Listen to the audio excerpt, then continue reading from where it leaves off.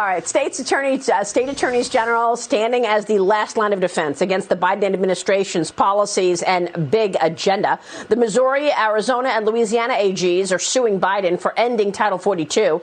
An explosion of migrants crossing the border is expected when the Trump-era policy is lifted next month on May 23rd. Joining me right now is the man himself from Missouri Attorney General Eric Schmitt. AG Schmitt, it's good to see you. What are you expecting once Title 42 is lifted? We've spoken with a lot of border agents, and I know you've said in the past every state is a border state with all of the influx of people coming through. So give us your expectations. It's going to be a tidal wave of illegal immigration. I mean, we've dealt with waves and waves of this, but some estimates the number could double, 18,000 a day. And it's just another piece of Joe Biden's agenda to systematically dismantle our border security that President Trump had put together in a very serious way, in a very effective way. So if you take a step back here, Title 42 accounts for about 50% of the expulsions in this country at the border.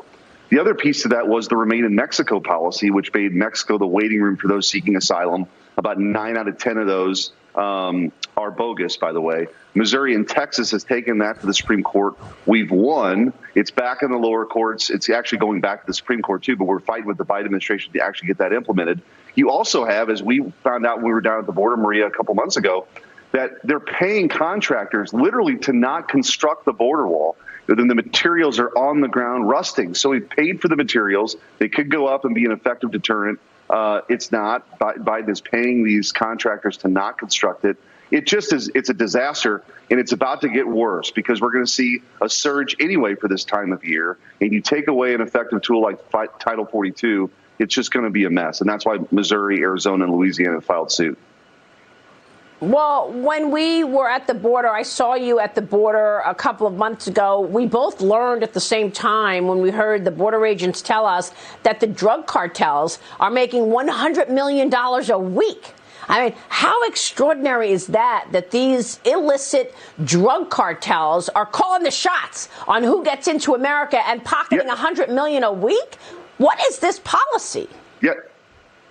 They control the border, Maria. And that was, by the way, if you remember that law enforcement agent who told us that was the human smuggling alone. That wasn't even the drug activity. Right. $100 million was the value of the human smuggling. That didn't even take into account the illegal drugs that are coming across. And so it's a total disaster. There's nothing compassionate about this policy. There are people who are, obviously being taken advantage of, too. But you're also having criminals come across the border. We don't know who these people are. The cartels are using their infrastructure that they, traffic drugs, they traffic human beings. And up and down the border, the cartels are making a lot of money on this. And when Joe Biden does things like this and signals that he's going to lift Title 42, it is an open invitation to these cartels that extend their networks down to South America to run people. And so you've got, Russian assets coming across. You've got the Chinese dumping fentanyl, making its way through, killing people in our communities all across the United States. The overdose numbers are going through the roof. This has to stop. But Joe Biden's doing the exact opposite. And so, again, as you said, it's up to the states to push back, and we're going to do it.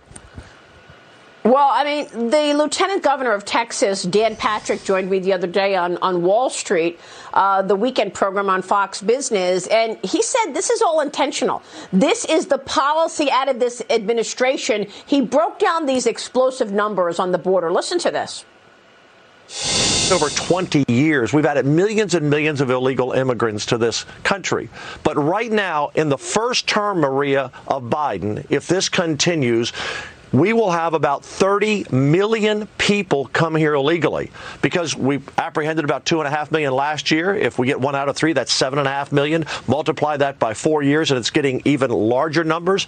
That means, Maria, in his first term, more people will come here illegally than live in the state of Texas. So, AG, he wants it that way then. I mean, how do you see it any other way?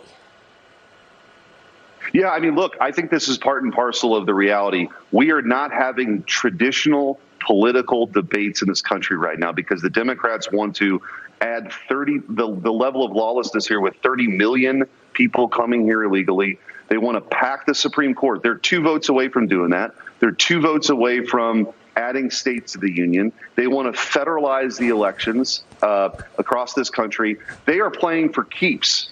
And I think a reckoning is coming in November, and they know that. And so they're going to do everything they can between now and then to fundamentally change this country. And it's up to us to push back and save America. Well, you talk about November. You're running for U.S. Senate in Missouri. Tell me about the campaign. How's it going? And what are you expecting in terms of the seats that could flip in the Senate come November? Well, we need reinforcements to save America, Maria. I mean, I mentioned those big fights that are coming. They're all going to roll through the United States Senate.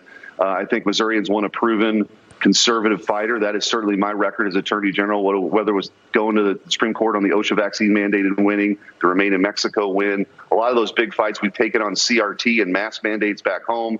And so that's been my record. It's resonating with Missourians. I feel like we're in a good position. But in a broader context, it's a 50-50 Senate. I mean, all these states are going to matter. And, you know, the road to the majority is going to run right through the show me state here. I think we're in a good spot. But the stakes are very high. And you need candidates who understand those stakes and who are unafraid and are willing to take on these big institutions, big tech, and, you know, the Biden administration, no question. Yeah. So who hears these cases? How many times have you sued the administration? You just went through the vaccine mandate and as well as other suits. And who hears the cases? What should we expect from this Title 42 case?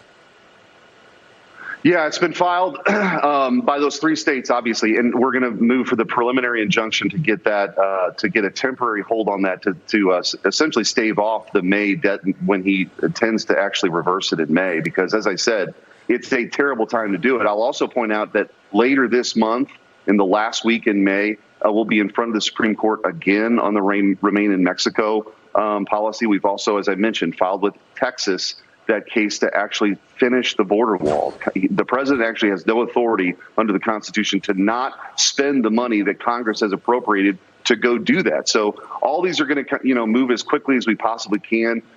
Time is of the essence because, as we mentioned, you know, the Biden administration, they're playing for keeps. So they want to fundamentally change this country, and their immigration policy is a part of that. Apparently. AG, good to see you. Thanks very much. We'll be watching all of that. Attorney General of Missouri, Eric Schmitt.